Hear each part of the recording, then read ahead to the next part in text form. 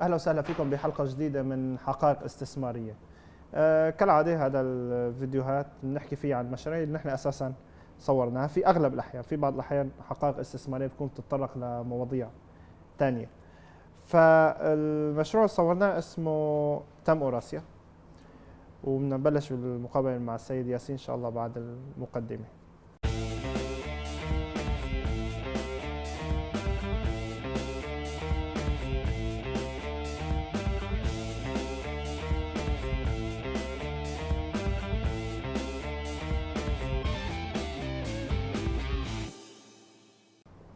Yasin Bey hoş geldiniz. Hoş bulduk. Nasılsınız? İyisiniz. Hoş geldiniz projemize. Nasılsın? Türk Adrenalin Apartman, biz YouTube'a şey koyacağız. Hoş geldiniz. Sizin proje hakkında biz video yaptık zaten. Ama yani müşteri olarak yani neden burada daire alırlar? Neden başka bir projeye gitmezler? Yani böyle bir müşteriyle... Projelerimizin avantajlarından evet, bahsedeyim size. Öncelikle Tem Avrasya projesi iki yakayı, Asya ve Avrupa'yı birleştirdiği için, birleştiren bir noktada olduğu için, ikinci köprüye yakın olduğu için ismini biz Avrasya koyduk. Yani aynı Avrupa, Avrasya şey tünel var. Tabii Avrupa ve Asya, Avrasya şeklinde. Tem olmasının sebebi başında Tem otoyolunun hemen yakınında olması. Dolayısıyla projemizin yeri Gazi Osman Paşa Karayolları Mahallesi'nde, Tem otoyolunun hemen yanında ve metro istasyonuna sadece 500-600 metre civarı yakınlıkta. Bu metro istasyonunda Mecidiyeköy'e ve sonrasında Mahmut Bey'e, yani Mall of İstanbul tarafına kadar gidebiliyor. gidebiliyor. Metro istasyon geldi mi? Geldi. Metro istasyonu burada. Mart ayında inşallah açılışı gerçekleşecek. Projemiz de zaten 2019'un, yani bu yılın Haziran ayında teslim edilecek. Dolayısıyla metrodan 2 ay sonra projemiz teslim edilmiş olacak. Metro, Tem otoyolu, International Highway, uluslararası yol diyebileceğimiz yol hemen dibimizde olduğu için ulaşım olanakları inanılmaz güzel. Aynı zamanda otobüs ve minibüslerde, AVM'lerde projeye çok yakın. Hemen 200 metre ilerimizde hastane mevcut aynı şekilde. 17 tane dükkanımız var hemen projemizin altında. Ve yakında dediğim gibi AVM'ler de mevcut. 612 konutluk, 19.000 metrekarelik 2+1, 3+1, 4+1'leri bulunduğu bir proje burası. Anladım. İnşaat şirket hakkında, tabii. Fuzul İnşaat. Tabii. Fuzul İnşaat 26 yıldır Türkiye'de faaliyet gösteren bir firma. Gerek otomotiv, gerek finans, faizsiz para sistemi, gerekse de inşaat alanında iş görüyor. Ve bu zamana kadar yaklaşık 16 tane proje teslim etti. Şu anda da 2 değerli projemizle yolumuza devam ediyoruz. Biri sizlerin de bildiği 3. İstanbul projemiz, diğeri de Tem Avrasya. Böylelikle Tem Avrasya 3. İstanbul'da 1800'lük konutluk bir projeyi, 2 projeyi devam ettiriyoruz şu anda aynı anda. İkisi de aynı anda aşağı yukarı teslim olacak. Haziran 2019 bir tanesinin ilk etabı. Tem Avrasya'nın da komple hepsi Haziran 2019'a teslim edilecek.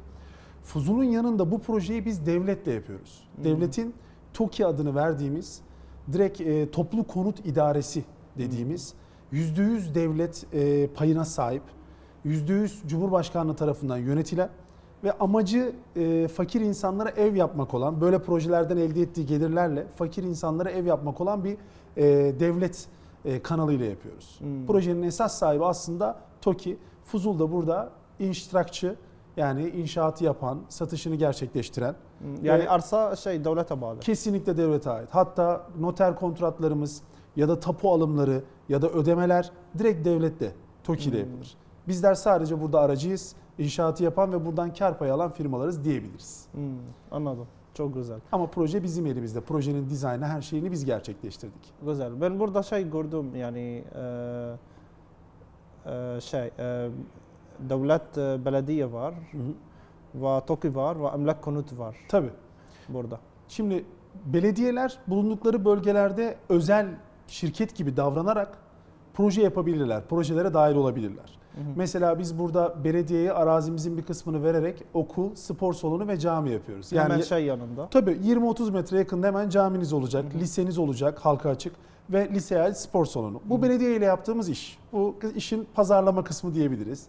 Ama devlette 2 etap var. Biri TOKİ, biri emlak konut. Hatta bir de Kiptaş vardır diyelim. Kiptaş %60'ı devlete ait olan, emlak konut %51'i TOKİ'ye, devlete ait olan, %49'u borsada olan, TOKİ ise %100'ü devlete ait olan, kesinlikle özel bir iştirakçının içinde olmadığı, borsadan senedini alamayacağınız ve kuralları genelde kendisinin belirlediği bir devlet kurumu. Yani Süper. konut üzerine yapılan devlet kurumu, bakanlık gibi düşünebilirsiniz. Süper, süper. Çok iyi. Maşallah ya zaten proje olarak, konum olarak çok iyi. Kaliteli yani iyi. Ve inşa şirketi zaten Fuzul çok iyi bir şirket. Teşekkür Yani ederiz. artı devlet bu daha çok Tabii. garanti olur. Size burada galiba kira garanti bir şey Tabii. yapıyorsun bazen. Şimdi son zamanlarda vatandaşlık dolayısıyla $250.000 dolayısıyla bizi ziyaret eden insanlar çok oldu. Dostlarımız dışarıdan gelen. Dolayısıyla biz burada 2 tane 2+1'i mesela örnek veriyorum. Kira garantisiyle kendilerine veriyoruz. Hem vatandaşlık alıyorlar tapu hazır olduğu için, noter sözleşmesi olduğu için. Hem de o 2 daireden ayda 24 ay boyunca, 2 yıl boyunca 5.750 TL alabiliyorlar bizden. Herhangi bir risk yok. Kiralamak için birine komisyon vermek zorunda değiller. Dairem kiralandı mı, kiralanmadı mı bunları düşünmek zorunda değiller. Doğru. Dairesinin içinin hani kullanımdan dolayı hasar görüp görmeyeceğini düşünmek zorunda değiller.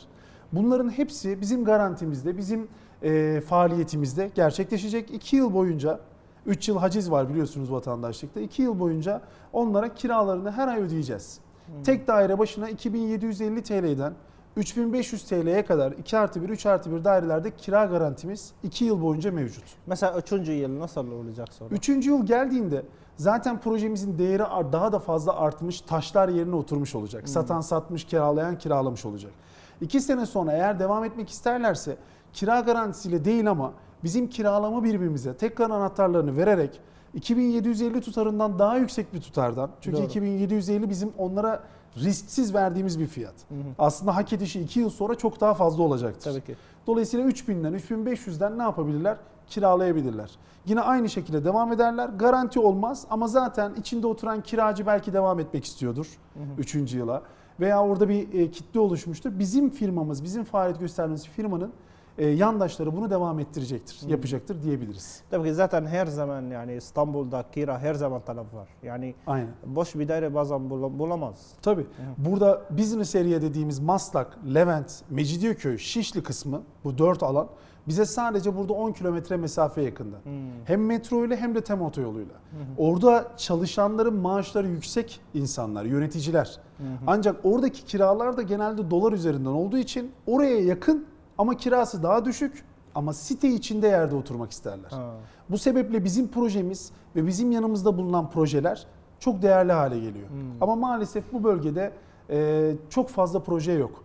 Yoldan yukarıda olan, sesi almayan, butik, bay bayan ayrı, saunası, buhar banyosu, Türk hamamı, Büyük havuzu olan arsa, yer boş yok. arsa yok yani zaten. Tabii ki, O tabii ki. yüzden. Yani tek dairelerden edeceğimiz, yani elde edeceğiniz kira geliri site içerisindekinden çok daha düşük olacaktır takdir Tabii, edersiniz. Tabii ki, tabii ki. Yasin Bey çok teşekkür ederim. Ben görüşmeye teşekkür için. ederim. Çok güzel bir bilgi aldık. Sağ olun. Müsait bir zaman bizim ofise buyurun çay içeriz. Tabii ki her zaman çok teşekkür ederim. İnşallah. Severek izliyorum sizi de. teşekkürler. Çok teşekkür ederim. Kolay تشكرا. gelsin. نحن كثير متشكر ياسين بي على المعلومات اللي اعطانا اياها بخصوص هذا المشروع. فعلا معلومات قيمه، المشروع مثل ما شفتوا بالترجمه فيه ضمان ايجار، فيه الموقع، محطه مترو، هالشغلات هي، موعد التسليم كمان هن ذكروا. فاذا في اي استفسارات اسفل الفيديو، اذا بدكم تشوفوا عن المشروع بشكل عام كمان اسفل الفيديو بتشوفوا الرابط تبع المشروع. بدكم تشاركوا بالشقق الثلاثه الهديه كمان، ممكن تكون وحده منهم ضمن هذا المجمع. كمان بتشوفوا شروط المسابقه اسفل المشروع. teşekkür ederim. Ben teşekkür ederim.